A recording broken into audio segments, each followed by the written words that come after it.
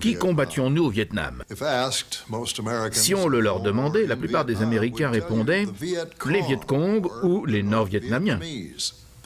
Certains pensent que nous combattons contre une agression de la Chine rouge, voire contre l'Union soviétique. Il faut qu'on stoppe la guerre au Vietnam ou alors on devra se battre sur les plages de San Diego. C'est un slogan populaire parmi les partisans de la guerre. Au Vietnam, nous affrontons deux forces différentes qui succèdent toutes deux à la Ligue d'indépendance du Vietnam, ou Viet Minh, qui avait chassé les Français en 1954. L'un des éléments est le Vietnam du Nord, la République démocratique du Vietnam et ses forces armées, l'armée populaire du Vietnam, que la plupart des Américains appellent généralement armée nord-vietnamienne. L'autre force située dans le sud du Vietnam est le Front de libération nationale avec ses forces armées, les forces armées de libération populaire. Ngo Dinh Diem, le dirigeant de choix des États-Unis pour le Vietnam du Sud, surnomme avec dérision le Front de libération nationale les Viet Cong, et le gouvernement et la presse américaine les désignent toujours ainsi. Les troupes non conventionnelles ou de guérilla de l'ennemi sont connues sous le nom de Viet Cong, ce qui est apparemment une insulte ou un terme péjoratif désignant les communistes vietnamiens. Cependant, pour les Américains, nous les appelions simplement les VC. Et dans le langage radiophonétique américain, cela donne Victor Charlie, qui était souvent abrégé en Charlie. Mais qui au juste est Charlie? Dans une région où il est difficile de faire la part entre amis et ennemis, simplement en fonction des apparences, la réponse à cette question est souvent élusive. Il n'y avait pas de démarcation. Ce n'était pas comme si on pouvait dire « derrière cette ligne, ce sont les méchants, derrière cette ligne-là, ce sont les gentils ». En fait, on pouvait marcher au milieu des terres agricoles en regardant ce paysan aujourd'hui. Il est là à s'occuper de son riz, ou il pousse un buffle d'eau avec son bâton, et il nous regarde simplement. Et bien souvent, nous passions un certain temps dans une région, et nous voyions un paysan, et plus tard, nous le voyions mort quelque part. Ces gens-là étaient donc très malins, c'était un peuple féroce. Ils n'étaient pas... J'avais un bon ami qui me disait toujours « Comment diable est-ce que cela a pu se passer au Vietnam ?»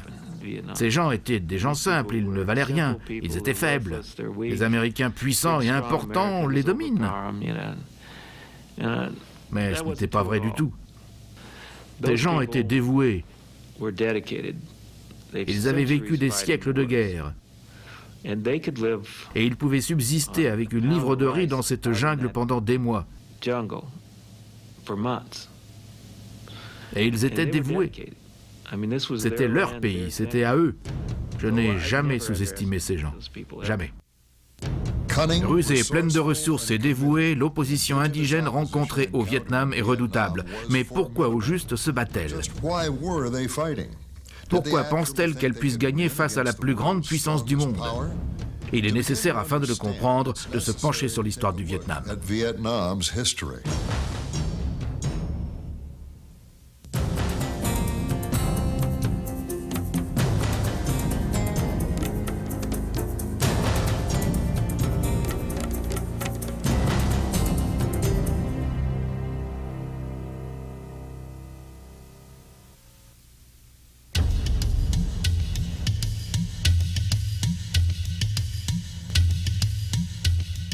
Au Vietnam, les États-Unis se retrouvent confrontés à une révolution indigène, fruit de sa longue histoire de lutte pour son indépendance contre les tentatives répétées pour l'intégrer à l'Empire chinois. Un officier américain a dit un jour « J'ai su que nous avions un problème quand j'ai appris que toutes les rues principales de Saïgon avaient été baptisées du nom d'une personne qui avait mené le pays dans une rébellion contre un envahisseur. » En 1859, les troupes françaises débarquent sur les plages proches de Da Nang. C'est le début de près de 100 ans d'autorité coloniale de la France sur l'Indochine, qui comprend alors le Laos, le Cambodge et le Vietnam. Pendant 60 ans, les Français contiennent aisément une résistance sporadique à leur pouvoir. Puis en 1919, un jeune et frêle Vietnamien se nommant Nguyen Ai Quoc se présente à la Société des Nations. On le connaîtra par la suite sous le nom de Ho Chi Minh. La requête qu'il soumet poliment à la Société des Nations de soutenir la revendication d'indépendance de son pays est déboutée avec amusement. Bien que déçu, il n'est pas découragé. Il va commencer son apprentissage du métier de révolutionnaire.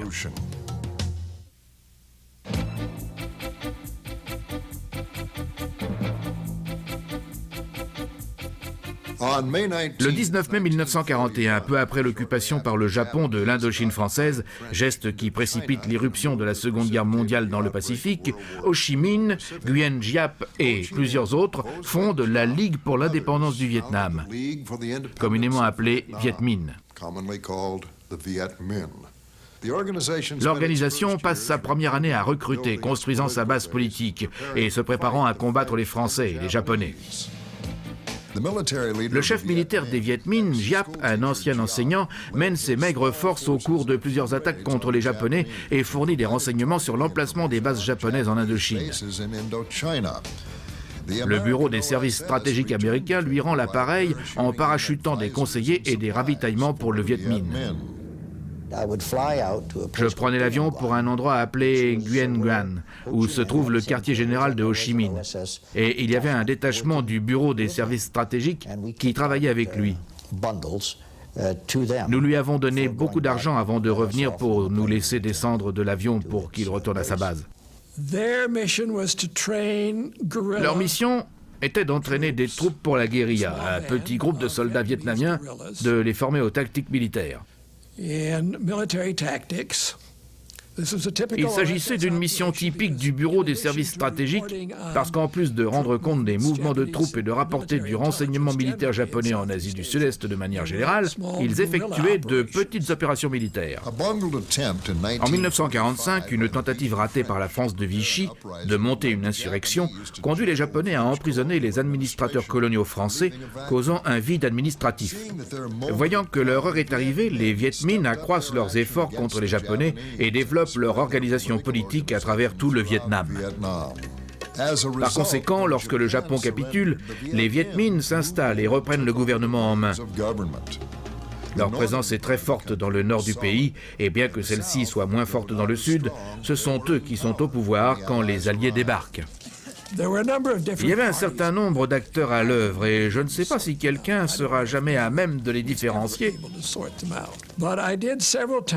Mais j'ai pu moi-même rencontrer plusieurs fois le mouvement pour l'indépendance qui était en contact avec les Viet Minh dans le Nord. Ils représentaient à l'évidence une grande partie de l'opinion et je pense une grande partie des gens qui étaient engagés dans le mouvement. En accord avec les Alliés, les Britanniques vont occuper la partie sud de l'Indochine et prendre acte de la capitulation japonaise, pendant que les Chinois de Chiang Kai-shek font de même dans le nord. Le général britannique en place considère comme sa tâche de restaurer l'autorité coloniale française. En fait, il va utiliser ses propres soldats et même des soldats japonais à cette fin. À Hanoï, Ho Chi Minh déclare l'indépendance du Vietnam le 2 septembre, empruntant le langage de la déclaration d'indépendance américaine. En 1945, nous avions une excellente opportunité de venir en aide au Vietnam. Les Vietnamiens étaient évidemment impatients d'obtenir leur indépendance vis-à-vis de la France. Ils désiraient cela depuis fort longtemps. Pendant l'occupation, ils avaient été témoins de l'humiliation subie par les Français. Aussi, s'ils avaient eu du respect pour les Français avant cela, ils en avaient maintenant beaucoup moins. Ils n'avaient d'ailleurs pas non plus besoin des Japonais, et certains d'entre eux avaient participé à la résistance contre les Japonais. Ils avaient écouté les programmes de Voice of America, et ils avaient entendu beaucoup d'opinions qui leur plaisaient beaucoup. En réalité, ils comptaient sur notre pays pour les libérer. Ho Chi Minh envoyait de nombreux messages au président, certains d'entre eux par le biais de l'OSS, le Bureau des services stratégiques, auquel personne n'a jamais répondu ni même accusé réception. Et on l'a largement ignoré. Truman pensait que nos intérêts se trouvaient auprès de la France, alors il a complètement négligé les intérêts du Vietnam et nous avons ainsi perdu une importante opportunité là-bas. Si nous avions pris le désir d'indépendance des Vietnamiens plus au sérieux dès ce moment-là, nous n'aurions jamais combattu dans la guerre du Vietnam. Il y avait un consensus selon lequel la France quitterait l'Indochine de la même manière que les Britanniques étaient prêts à affranchir l'Inde. Néanmoins, cet accord a provoqué une très forte opposition de la part non seulement des gens qui avaient des intérêts économiques, et les Français étaient très bien établis en Indochine, certains depuis des générations, et ils n'étaient pas pressés d'abandonner les colonies. À Saïgon, les Britanniques ferment les yeux sur les prisonniers français qui, une fois libérés, prennent les armes et attaquent les Viet Minh. Des combats éclatent de manière généralisée. Dans le Nord, Ho Chi Minh négocie un accord avec les Français. En échange de la promesse de respecter l'indépendance vietnamienne au sein de l'Union française, 1500 soldats français sont autorisés à retourner au delta du Fleuve Rouge, près de Hanoï, où ils remplaceront quelques 300 000 Chinois. Les Français doivent avoir effectué un retrait complet sous 5 ans. Ho Chi Minh se fait critiquer au comité central pour avoir permis le retour des Français dans le pays. Il réplique « Ne soyez pas idiots. Penchez-vous un peu sur votre propre histoire. Les Français sont faibles. L'homme blanc n'a plus rien à faire en Asie. Si l'on permet aux Chinois de rester, ils ne partiront plus jamais. Je préfère encore sentir la bouse française pendant les 5 prochaines années que de devoir manger du crottin chinois le restant de ma vie. » Les Français freinent les négociations délibérément et pendant ce temps, davantage de soldats se réintroduisent dans le pays.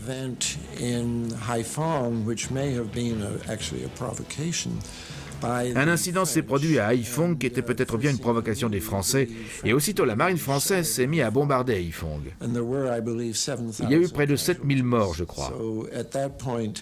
À partir de ce moment-là, les politiciens à Paris ont perdu le contrôle des événements. L'armée est arrivée et c'était le début de la guerre d'Indochine française. Tandis que les forces Viet Minh battent en retraite dans les montagnes, Ho Chi Minh diffuse sur Voice of America une ligne d'un de ses poèmes. « Si nous survivons à cet hiver froid, nous connaîtrons le printemps. »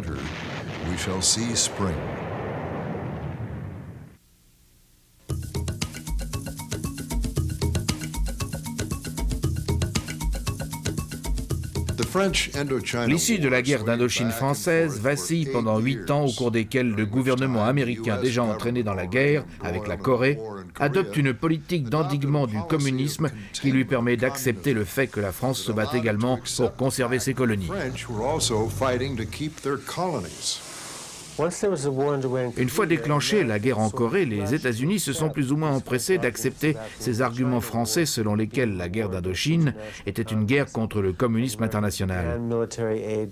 Les Américains ont commencé à apporter une aide militaire aux Français et ils ont fait une multitude de choses pour soutenir les Français dans la guerre d'Indochine.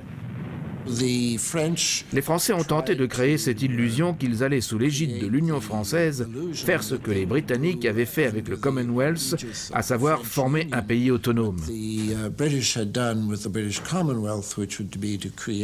ont choisi un aristocrate vietnamien, avenant du nom de Bao Dai, qui avait le titre d'empereur pour qu'il devienne le chef apparent du gouvernement d'une Indochine qui prendrait sa place au sein de l'Union française.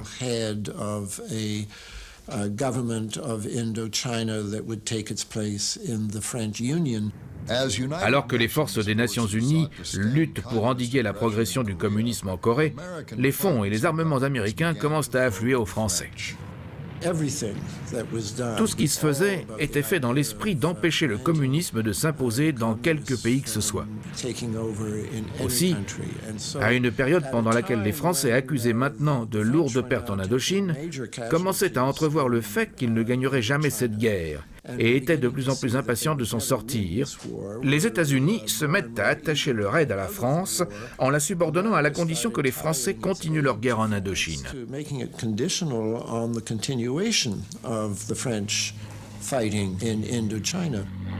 Pendant que les États-Unis en viennent à envoyer à la France des centaines de millions de dollars pour soutenir les Français dans la guerre contre le communisme en Indochine, et je crois que vers la fin de la guerre, nous avions probablement dépensé 2 milliards de dollars, ce qui en monnaie de 1953 ou 1954 représente une sacrée somme.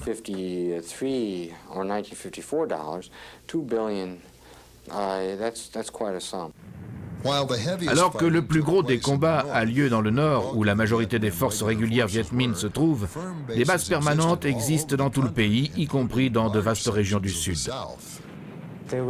Ils étaient capables de monter une série d'embuscades dans les hautes terres centrales, au cours desquelles ils attaquaient un poste isolé, et les Français répliquaient en envoyant des soldats pour le renforcer.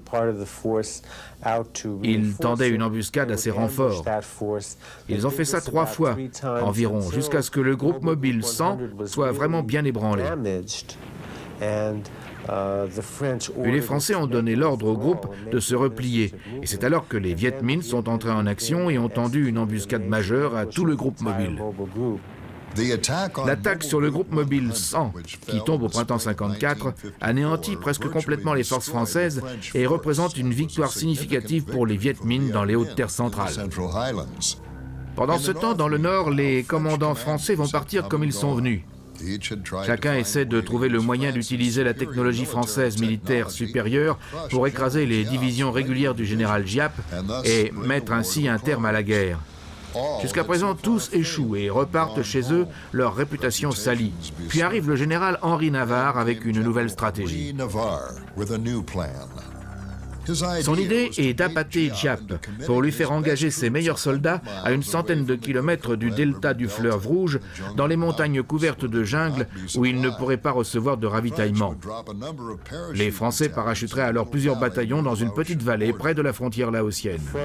Les Français pensaient réellement qu'ils pourraient entraîner les forces Viet Minh loin de leur base, qu'ils pourraient faire ça dans des conditions qui leur seraient favorables, où la puissance de tir serait de leur côté uniquement, et qu'ils pourraient essentiellement tuer un si grand nombre de soldats des formations régulières Viet Minh qu'ils pourraient briser le mouvement Viet Minh.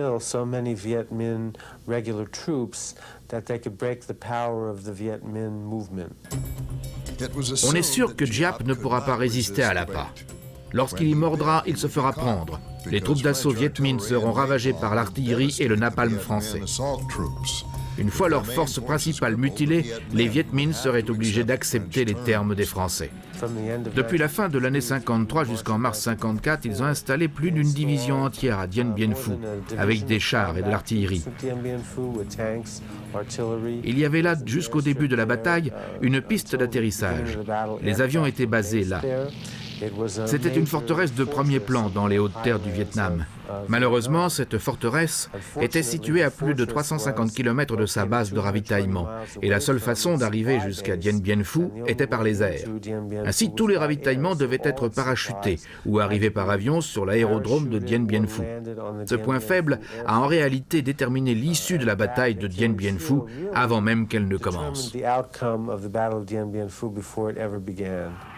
Reconnaissant la vulnérabilité de la position française, Giap attaque, mordant non seulement l'appât, mais le pêcheur lui-même. En 55 jours, les survivants choqués de 15 000 des meilleurs soldats français se rendent. Pour les Vietnamiens, le moment ne pourrait avoir été mieux choisi. La conférence de Genève sur la paix en Corée et en Indochine commence le lendemain. Le concept général des accords de Genève était l'instauration d'une ligne de démarcation temporaire qui ne créerait pas deux pays, derrière laquelle les forces Viet Minh se regrouperaient dans le nord et les Français et leurs alliés se regrouperaient dans le sud, et on se préparait à une transition vers des élections paisibles en 1956.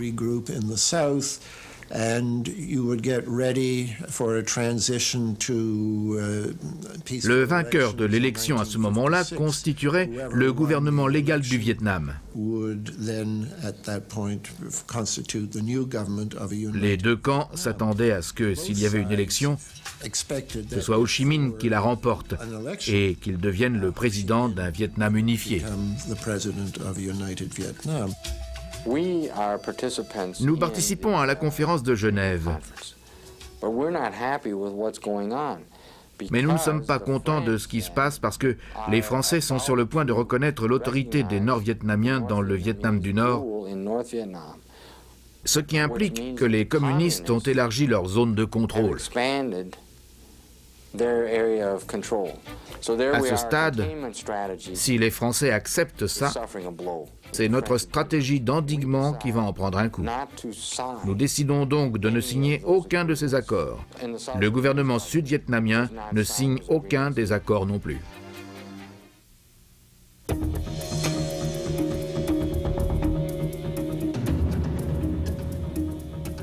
Le gouvernement américain pense qu'une élection libre, telle que mandatée par les termes de la conférence de Genève, mènerait directement à un Vietnam communiste. En conformité avec leur politique d'endiguement, les États-Unis entreprennent d'empêcher ça à tout prix. Lorsque les États-Unis envoient des agents de la CIA au Vietnam en 1955, c'est pour trouver quelqu'un dans le Sud qui refuserait de permettre la tenue d'élections.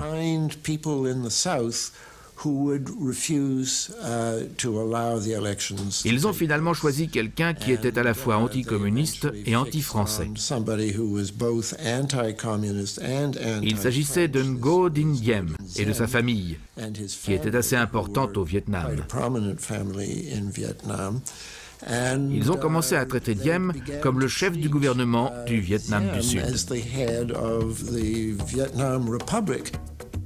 Tout ce que Diem peut réellement appeler gouvernement, c'est la vieille administration coloniale française et son armée de 300 000 hommes. Il se dépêche de consolider son pouvoir en soumettant des pirates, des commandants militaires et les factions armées dans le delta du Mekong grâce à une combinaison de forces et d'assurance du soutien de l'ambassade américaine. Nous avions un général américain, le général Edward Lansdale, dont la tâche principale consistait seulement en la pacification de Saïgon. Et ça a résulté à une opposition minime pour Diem, à part les anciens Viet Minh, qui attendaient les élections et par conséquent ne constituaient pas au début une opposition violente.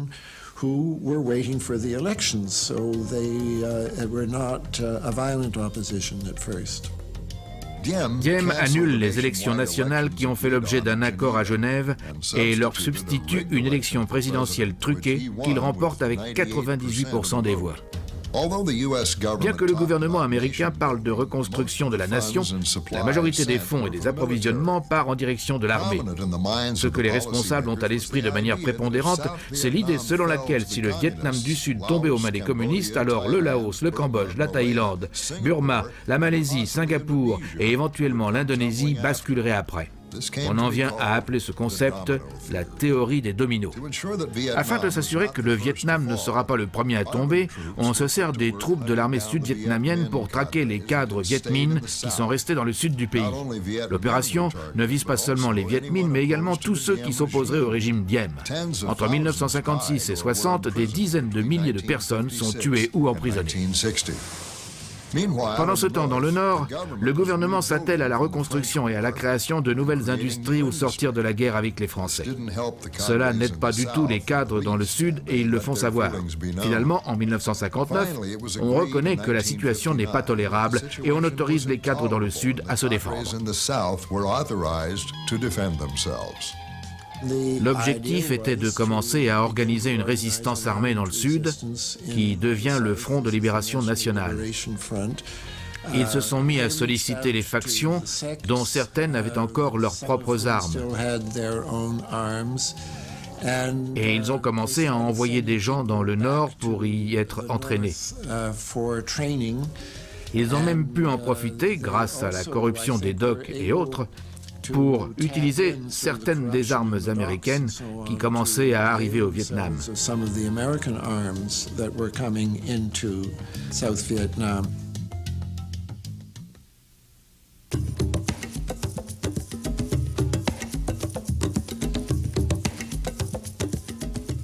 L'objectif du Front de Libération Nationale est un Vietnam du Sud affranchi de toute autorité étrangère avec une politique étrangère neutraliste. Ils achètent quelques armes, principalement auprès des factions et de déserteurs de l'armée sud-vietnamienne qui sont mobilisés dans des équipes de propagande armée. Il se raconte une histoire de la mère carabine. Le comité local du Front de Libération Nationale avait reçu une carabine, une seule, et ils se sont demandé comment peut-on obtenir d'autres armes. Ils ont fabriqué des armes factices et défilé partout où l'armée sud-vietnamienne pouvait les voir. Et ils ont fait courir le bruit dans les villages selon lequel ils avaient dans les bois un large détachement équipé d'armes lourdes qui attendait pour attaquer l'avant-poste. Cette nuit-là, ils ont utilisé des petites bombes au carbure, se servant du carbure qui fournissait la lumière des bicyclettes, les faisant exploser comme des pétards, tandis que l'unité carabine tirait quelques coups sur la garnison. La garnison de l'armée sud-vietnamienne se précipita à l'extérieur pour se rendre terrifiés et tout à coup, le comité local avait 50 carabines. Ils ont fait dire à tous les officiels locaux, maires, fonctionnaires de district, « Maintenant, il est temps pour vous de démissionner de vos fonctions ou bien d'œuvrer avec nous plutôt qu'avec le gouvernement de Saïgon. » Un seul chef de province a refusé. Le repli réussi de la présence du régime de Saïgon dans les villages, particulièrement dans les zones qui étaient jusqu'alors fortement en faveur des Viet Minh, permet un recrutement accru qui amène à la fondation du Front de libération nationale du Vietnam du Sud. Pour le Front, la source de tout pouvoir se trouve dans le peuple. Un peuple organisé avec des armes et une organisation militaire constitue la formule de la guerre du peuple, la stratégie vietnamienne de libération. Sur les 12 règles de discipline pour les soldats du front, 8 ont trait à leur relation avec le peuple. Depuis sa fondation en 1960 et l'arrivée des forces armées américaines en grand nombre en 1965, le front connaît une croissance significative en termes de taille, de puissance et de soutien, jusqu'à ce qu'il contrôle plus de 80% du Vietnam du Sud et menace de désintégrer rapidement le gouvernement de Saïgon. Je crois que l'on peut voir ces années comme une compétition entre deux types de guerre. Avec le temps qui passe, les civils devenaient de mieux en mieux identifiés, avaient beaucoup moins à craindre. Ils avaient parfois des raisons d'avoir peur malgré tout. Que ce soit des cadres du Front de libération nationale avec leurs armes légères ou des troupes de Diem avec leurs hélicoptères et leurs raids aériens et leur pratique de dépeuplement des campagnes entières pour séparer les soldats de la population civile.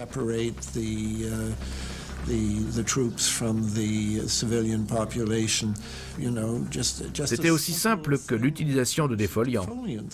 De cette manière, vous aliéniez la population civile, ce qui rendait de plus en plus évident qu'il n'y avait aucun moyen pour les troupes de Diem de jamais regagner contrôle de la campagne.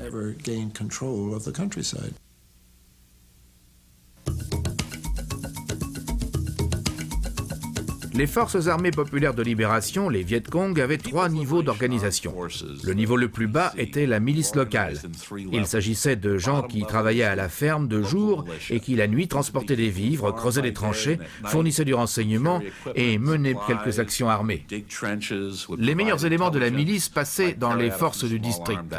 Celles-ci étaient mieux armées et peut-être mieux organisées en unités de la taille de compagnie. Eux aussi étaient fermiers le jour et la nuit montaient des embuscades, attaquer des postes de l'armée sud-vietnamienne et coopérer avec les forces principales.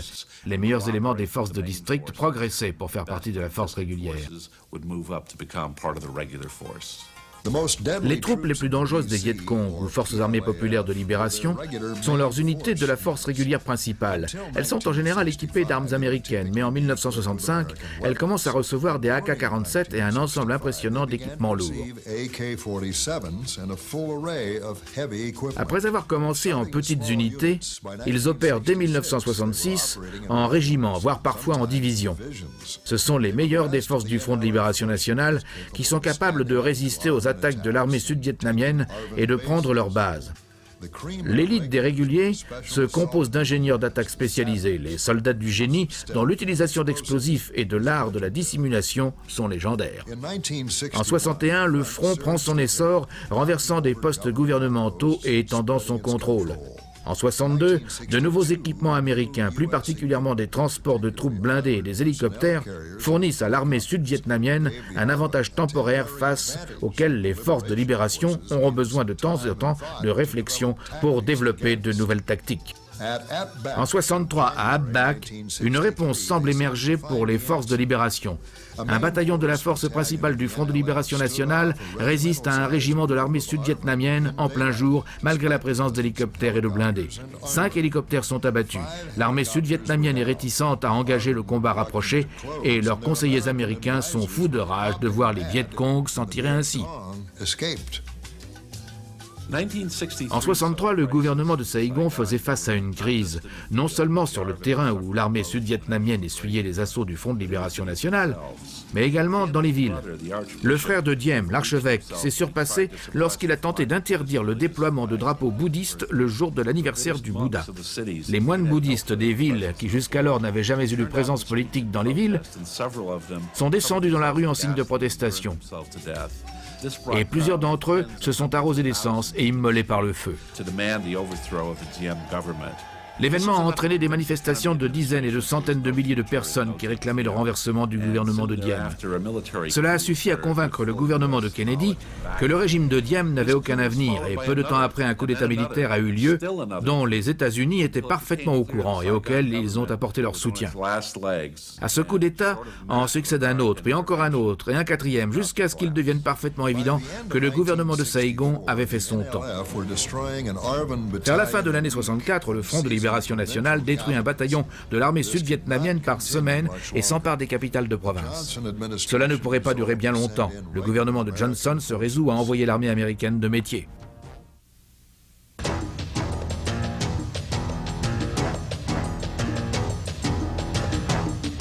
En 1965, il y a 16 000 Américains au Vietnam, pilotes d'hélicoptères, responsables de logistique et d'entraînement et conseillers auprès de l'armée sud-vietnamienne. En février de cette année, plus de 30 Américains sont tués et de nombreux autres blessés lors d'attaques à Pleiku et à King Nong, ce qui fournit au président Johnson le prétexte dont il avait besoin. Les troupes américaines seront désormais engagées en grand nombre au Vietnam.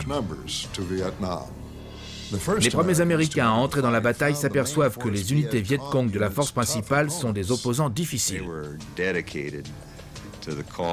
Ils étaient dédiés à la cause du renversement du gouvernement du Vietnam et à faire sortir du pays les Américains et tous les autres. Je n'ai jamais vu quelqu'un d'aussi fanatique dans sa cause qu'il l'était.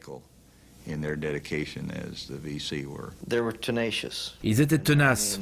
Enfin, les choses qu'ils pouvaient faire étaient incroyables. La quantité d'équipement qu'ils pouvaient porter, la distance sur laquelle ils le portaient, sans se faire repérer, et bien entendu, cela se faisait surtout la nuit. Il fallait être dévoués, et ils étaient aussi dévoués à leur cause que nous l'étions. Les Viet Cong sont experts des tactiques d'embuscade bien armés et capables de frapper un grand coup et de disparaître avant que les Américains ne puissent les piéger. Néanmoins, dès qu'il s'agit d'un combat direct, les Vietnamiens sont obligés de s'incliner. Ils ne sont tout simplement pas à même de résister à la puissance de tir américaine. Toutefois, alors même que les Américains commencent à démontrer leur domination, une nouvelle force apparaît pour leur faire opposition, l'armée populaire du Vietnam.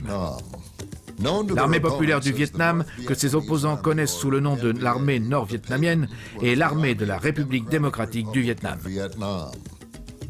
L'armée nord-vietnamienne était composée uniquement de troupes conventionnelles en provenance du nord qui avaient envahi le sud après avoir traversé la zone démilitarisée ou bien en prenant la piste Ho Chi Minh, passant par le Laos et le Cambodge pour rentrer au Vietnam. L'armée nord-vietnamienne était bien entraînée, bien équipée et pouvait résister aux meilleurs des marines. Je n'aime pas l'admettre, mais c'était vrai. Les Américains étaient là pour 12 mois, puis rentraient chez eux, parfois pour ne jamais revenir. Eux étaient là pour le long terme. Originaires du Nord, on les avait envoyés dans le Sud pour se battre, et ils ne pouvaient rentrer chez eux tant que le combat n'était pas fini. Cela exige un dévouement énorme. J'avais beaucoup de respect pour eux, et ce respect n'a fait que grandir pendant tout le temps que j'ai passé là-bas. Les Nord-Vietnamiens, qui considèrent le Vietnam comme un pays unique, ne reconnaîtront jamais que leurs soldats se trouvent dans le Sud. Cependant, en 1965, la première confrontation avec les forces de l'armée américaine, fraîchement arrivée, et l'armée nord-vietnamienne, se produit dans la vallée de la Drang. La guerre devient tout à coup beaucoup plus sanglante.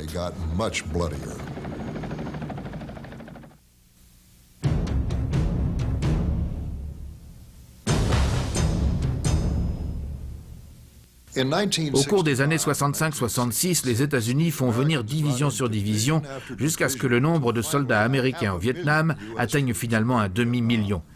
Les Américains effectuent un balayage systématique des régions peuplées, forçant le Front de libération soit à fuir, soit à se battre et à être anéantis par la puissance de feu américaine. Les troupes de guérilla ripostent en enterrant des mines et en plaçant des pièges partout, la plupart de fabrication artisanale.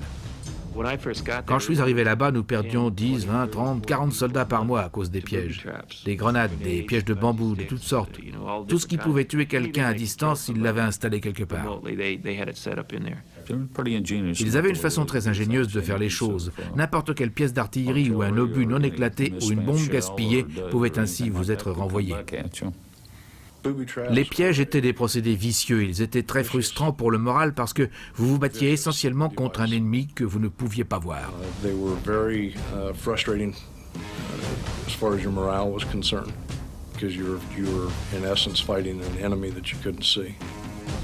Dans les jungles et les montagnes moins peuplées, prend place un jeu mortel de cache-cache avec les forces américaines à la recherche de vastes unités ennemies qui s'y dissimulent.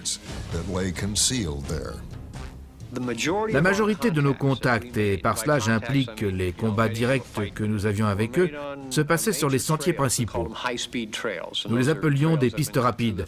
Il s'agit de pistes qui avaient été dégagées dans la forêt par lesquelles on pouvait déplacer tout un groupe de soldats rapidement. La plupart des rencontres étaient frontales en plein jour. Ils faisaient des erreurs comme tout le monde. Les Vietnamiens préfèrent habituellement éviter leurs chasseurs. Cependant, quand ils pensent que les chances sont en leur faveur, ils frappent et les chasseurs deviennent tout à coup la proie. Nous avons très rarement rencontré de la résistance en plein jour, parfois, mais rarement. Très souvent, c'était nos hommes qui se faisaient surprendre. Ils se faisaient généralement prendre dans des embuscades en L. Et souvent, un ou deux Viet Cong surgissaient de la forêt et vidaient leur chargeur d'un bout à l'autre de la file, juste comme ça, tuant 3 ou 4 hommes et blessant le reste.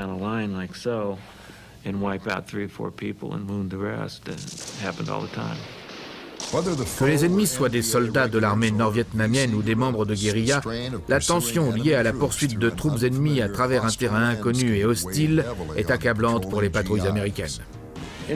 Toute mission, quelle qu'elle soit, toutes les missions avaient le potentiel de se transformer en mission de combat, que ce soit nous l'attaquant ou au cours d'une embuscade que nous aurions montée ou que nous en soyons victimes.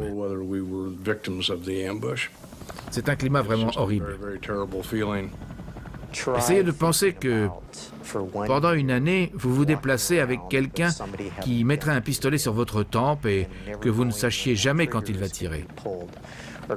Ou bien vous sortez de chez vous pour aller au travail et vous regardez les gens qui vous entourent et vous ne savez pas si telle personne qui se tient debout là-bas va vous tirer dessus, ou bien vous jetez une grenade.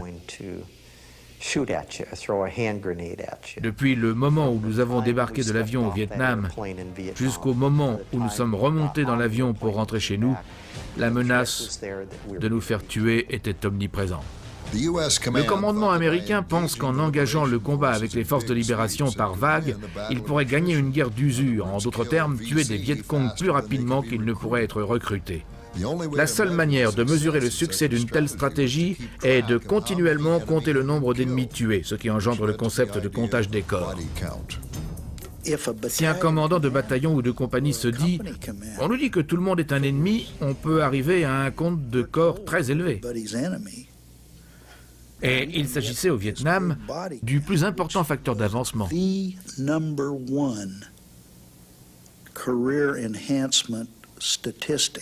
Par exemple, nous recevons ce rapport selon lequel un Viet Cong est mort au combat, mais nous n'avons aucune preuve que c'était un Viet Cong.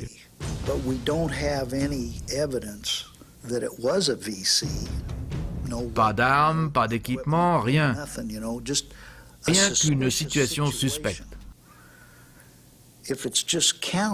S'il est simplement compté, et il l'est, c'est qu'il est approuvé. Alors, il y a des éléments à ce niveau-là, et il y en a qui vont réaliser. Et c'est une manière facile de faire du chiffre. À ce compte-là, alors que les États-Unis sont impliqués dans la guerre de manière significative depuis 3 ans, s'inspirant des comptages de corps qui sont signalés par les unités sur le terrain, le général Westmoreland commence depuis le quartier général à Saigon, du commandement de l'assistance militaire au Vietnam, à émettre des déclarations plutôt optimistes selon lesquelles la fin de la guerre est proche.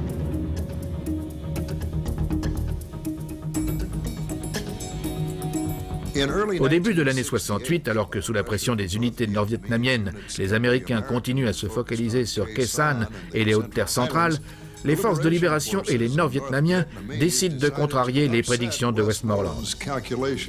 De la même manière que les troupes de Washington s'étaient abattues sur Trenton la veille de Noël, les Vietnamiens décident de frapper pendant leur nouvelle année lunaire, le Tet. Au cours des heures précédant l'aurore le 31 janvier, profitant des feux d'artifice traditionnels et du fait que la moitié des soldats de l'armée sud-vietnamienne sont en permission pour la fête, les Viet Cong arrivent en ville. Le choc de la guerre qui arrivait réellement était assez terrifiant. Il existait encore un certain niveau de confusion quant à ce qui était en train de se passer et de l'incrédulité quant au fait que nous étions vraiment en train de nous faire attaquer. Nous étions très surpris et interloqués par les bulletins d'information rapportant que l'ambassade avait été attaquée. Pour ceux d'entre nous qui étaient à la clinique, je me souviens en avoir discuté à l'époque. C'était « Oh mon Dieu, ils ont pris l'ambassade, nous sommes en train de les combattre à chaque étage. » Parce que c'est la représentation qu'en donnaient les médias. Nous étions réellement stupéfaits qu'ils se soient attaqués à l'ambassade. Nous avons appris plus tard que ce n'était pas le cas. Ils avaient réussi à pénétrer les murs d'enceinte, mais c'est tout. La garde de la marine les avait arrêtés là. Mais les médias disaient essentiellement que nous étions dépassés. D'autres attaques visent le palais présidentiel, la station nationale de diffusion et 10 autres cibles à Saigon. Les bases aériennes de Bien Hoa, de Long Binh sont également victimes d'attaques, de même que le quartier général du commandement américain de l'assistance militaire au Vietnam. Juste à côté de l'enceinte du commandement de l'assistance militaire au Vietnam, il y avait un camp de prisonniers de guerre. Et ils en ont libéré plus de 500. Nous avons dû aller en ville pour engager l'ennemi. Et c'était notre tâche en tant qu'unité d'infanterie. Il y avait beaucoup de combats en ville et autour de Phan Thiet. Nous avions tellement de militaires et de marines autour de nous que nous nous sentions plutôt en sécurité, même s'il y avait des choses qui se passaient. Ce n'était pas aussi terrible d'où je me trouvais que certaines personnes ont pu le croire, ou que c'était communiqué par les informations. Ma femme était tout à fait persuadée que je n'allais pas m'en sortir.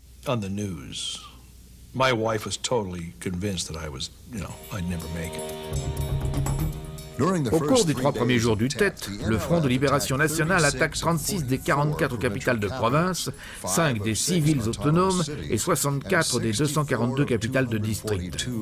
La plupart des attaquants sont relativement bien armés avec des roquettes, des mortiers et des explosifs. Pendant le Tet en 68, nous avons subi beaucoup de tirs de mortier et d'artillerie pendant pas mal de temps, tandis que l'armée nord-vietnamienne était en train de lancer son attaque sur Kon Tum, à l'est de notre camp. Nous avons toujours pensé qu'il avait fait cela pour nous empêcher de sortir de notre camp et de les frapper par l'arrière. Nous étions donc en état de siège, si on peut parler ainsi, pendant 4 à 6 semaines, en plein apogée du Tet. Dans certaines régions, l'ennemi est repoussé facilement, alors que dans d'autres, les batailles s'avèrent longues et difficiles. À Saigon, par exemple, le Front de Libération Nationale résiste pendant plus d'une semaine dans le district de Cholon et il faudra aux marines et à l'armée sud-vietnamienne 1 mois pour reprendre Hue des mains d'une division nord-vietnamienne. Mise en perspective avec les rapports optimistes du général Westmoreland, l'offensive du Tet devient l'événement central de l'engagement américain au Vietnam. Le fait que ce type d'attaque puisse être perpétré à travers tout le Vietnam, alors même que Johnson et Westmoreland avaient toujours dit que les choses s'arrangeaient, qu'il y avait de la lumière au bout du tunnel, eh bien que ces attaques aient été déjouées et se soit avérée une incroyable défaite militaire pour les Viet Cong, tout cela était sans importance parce que les premières histoires rapportées par les médias représentaient une immense défaite pour les États-Unis et les Sud-Vietnamiens. Et je pense que tout cela a eu un impact psychologique. À la suite du Tet, l'objectif militaire américain commence à s'éloigner de la préservation du gouvernement sud-vietnamien. Les Américains se préoccupent de plus en plus de limiter leurs pertes et de se retirer avec des termes qui ne s'apparenteraient pas à une défaite. Des négociations sont entreprises et un arrêt des bombardements américains à l'encontre du Vietnam du Nord est déclaré. Lorsque Richard Nixon accède à la présidence en 68, il laisse entendre qu'il possède un plan secret pour gagner la guerre. En réalité, il n'existe pas de plan, si ce n'est qu'il faut mettre un terme à la guerre, et ce, de manière honorable, si possible.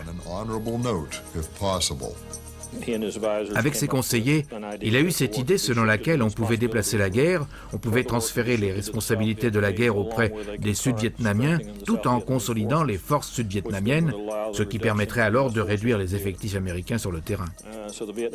Le programme de vietnamisation comportait en fait plusieurs étapes. L'une requérait beaucoup d'équipements, alors on leur a fourni de nouveaux chars, de nouvelles pièces d'artillerie, des avions plus modernes et toutes sortes de choses dans le domaine du matériel. Une autre étape consistait à augmenter l'effort en matière de conseil afin d'accroître les capacités des forces sud-vietnamiennes qui en bénéficiaient. Le changement de concentration des États-Unis se produit au bon moment pour les soldats des guérillas qui ont perdu la majorité des combattants de leur force principale au cours du Tet. Ils profitent de l'arrêt des bombardements sur la piste Ho Chi Minh pour ravitailler en équipement et renforcer les divisions battues, tandis que dans le même temps, les défenses antiaériennes au nord connaissent des améliorations substantielles.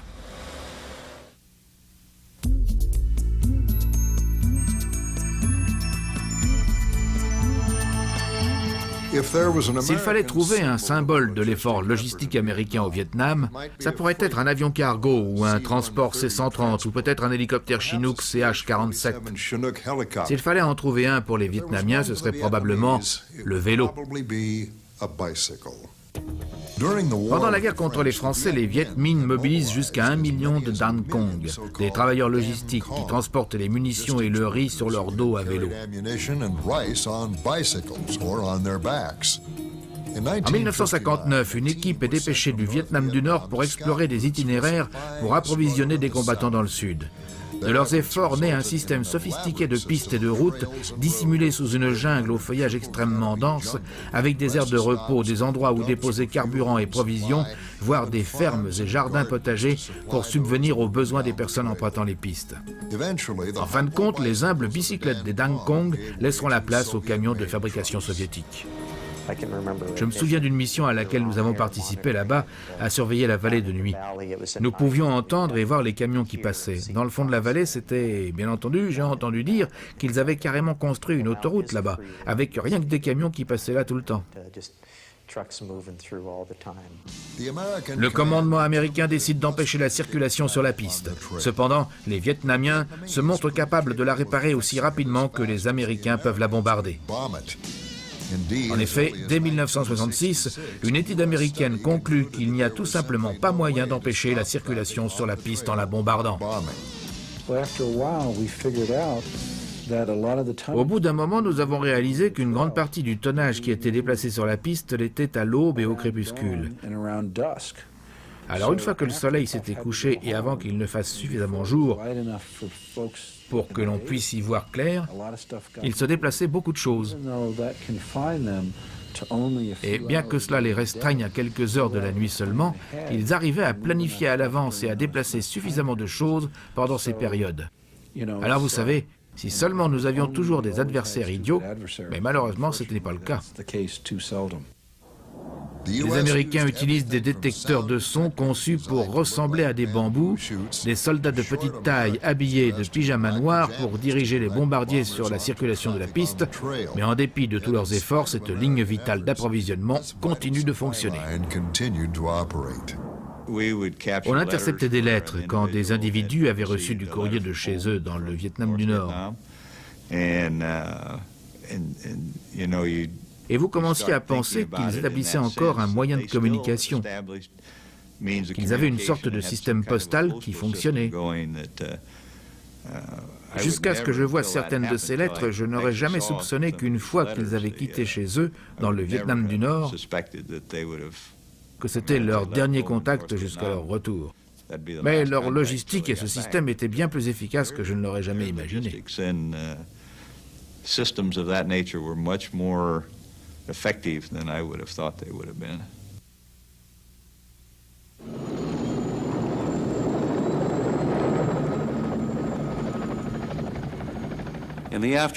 Alors que l'offensive du Tet a épuisé une partie de son potentiel militaire, le Front de libération nationale continue d'être la force politique la plus puissante dans le Vietnam du Sud. Les États-Unis s'attaquent au problème de deux manières. À la suite de l'offensive du Tet, le Front de libération nationale avait épuisé la majeure partie de son potentiel militaire. Mais il restait malgré tout la puissante organisation politique dans le Vietnam du Sud. Le gouvernement américain a cherché à s'attaquer à ce problème de deux façons. La première est basée sur un concept proclamé par Mao Zedong, selon lequel le peuple est la mer dans laquelle nage le poisson de la guérilla. L'idée était là de drainer la mer, ce qui est accompli en déclarant zone de tir libre de vastes régions rurales du Vietnam du Sud. On s'efforce souvent d'avertir et d'évacuer la population de ces régions, mais bien souvent, ils réalisaient qu'ils se trouvaient dans des zones de tir libre que lorsque les obus et les bombes commençaient à tomber. Le second programme, baptisé Programme Phoenix, était exécuté par la CIA. Les États-Unis lancent également deux opérations ayant pour but d'interrompre les voies d'approvisionnement vietnamiennes.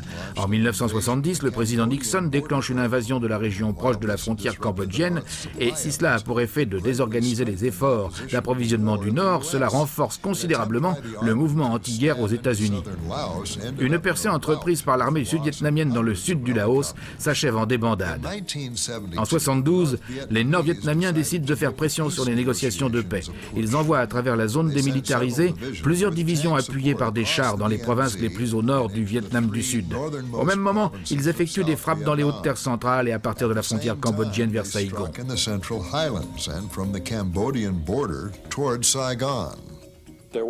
On avait vaguement l'idée qu'une offensive quelconque allait se produire, comme cela arrivait aux alentours de la fête du Tet, qui a lieu au cours du premier mois de la nouvelle année chaque année, l'année lunaire, et dans ce cas en particulier, le renseignement avait révélé qu'une offensive allait se produire, mais ce n'était pas pendant la fête du Tet. Ensuite, cela ne s'est pas produit non plus la deuxième fois où on s'y attendait, mais c'est arrivé le 30 mars. Dans cette situation spécifique, ça a changé tout le système de référence. De la mi-avril jusqu'à la mi-juin, les Nord-Vietnamiens ont effectué des attaques répétées qui se caractérisaient par des quantités très importantes d'artillerie, des réserves de tir de 4, 5, 7 000 munitions, des attaques de tous les côtés par des chars et l'infanterie. C'était un peu le dernier point culminant de l'offensive nord-vietnamienne qui a eu lieu dans la province de Binh Long le 10 mai. Et les B-52 ont eu raison de cette attaque. C'était essentiellement l'apogée des Nord-Vietnamiens, bien que les combats aient continué. En fait, la dernière victime avant le cessez-le-feu était le chef de province, le conseiller supérieur de la province à An Loc. En janvier de l'année 73, on se met d'accord sur un traité de paix qui stipule le retrait américain en échange de prisonniers et un statu quo entre le gouvernement de Saigon et le Front de Libération Nationale. Pendant 2 ans, une trêve incertaine règne. Puis en mars 1975, après qu'une attaque préliminaire à Phoc Binh a échoué et déclenché une réaction de la part des Américains, les forces nord-vietnamiennes et celles du Front de Libération lancent une offensive à Ban Mi Thuot dans les hautes terres centrales.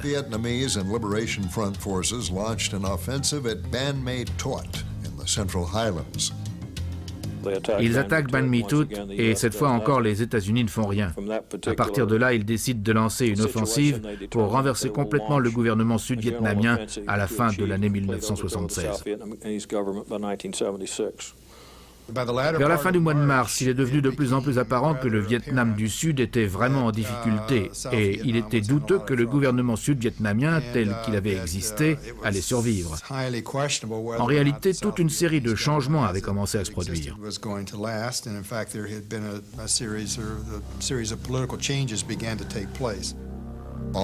Bien que l'armée du président Thu soit 2 fois plus importante que celle de leurs ennemis et qu'elle ait suffisamment de munitions pour lui durer 2 ans, l'armée sud-vietnamienne s'effondre rapidement.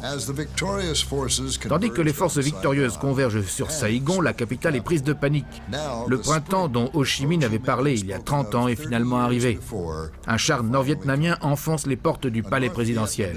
La campagne finale a duré tout juste 44 jours. La guerre est terminée et le Vietnam a gagné.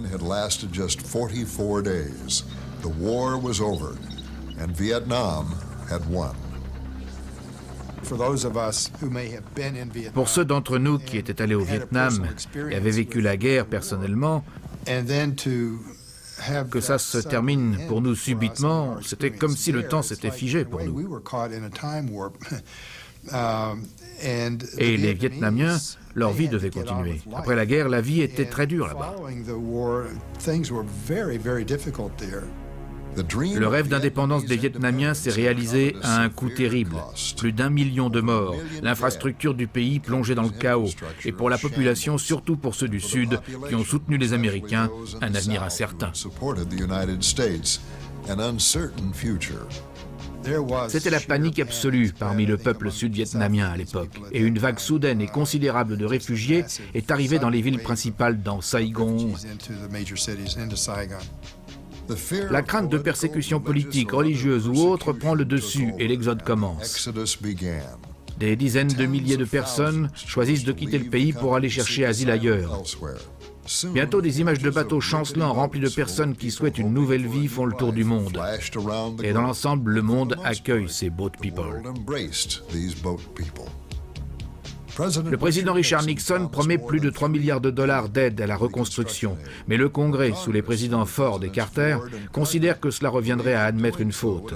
Pour rendre les choses encore plus difficiles, des projets de loi sont passés qui nuisent gravement à l'économie du Vietnam. Cet embargo vient s'ajouter à ce que les Vietnamiens reconnaissent eux-mêmes comme une mauvaise politique économique. Avant de devenir un marché ouvert, un libre marché, le pays n'allait pas bien du tout. Il était très pauvre.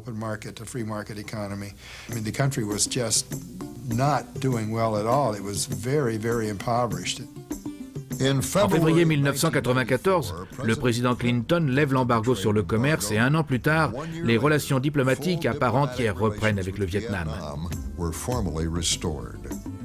Alors que nous entrons dans le nouveau millénaire, l'économie du Vietnam montre des signes de redressement. La ville de Ho Chi Minh, encore communément appelée Saigon, fait vivre une population de 2,5 millions de gens. Dans les marchés et à travers la campagne, la vie se passe à peu près comme elle le fait depuis des siècles. De nombreux Vietnamiens, en grande partie grâce à leur culture et à leurs croyances spirituelles, ont mis le passé derrière eux et accueillent les visiteurs originaires d'un pays qui a un jour été leur ennemi. Since 1989, I've probably been back to Vietnam 30 or 40 times. Depuis 1989, je suis probablement retourné au Vietnam 30 ou 40 fois et je n'ai pas souvenir d'un seul incident dans mes interactions avec les Vietnamiens.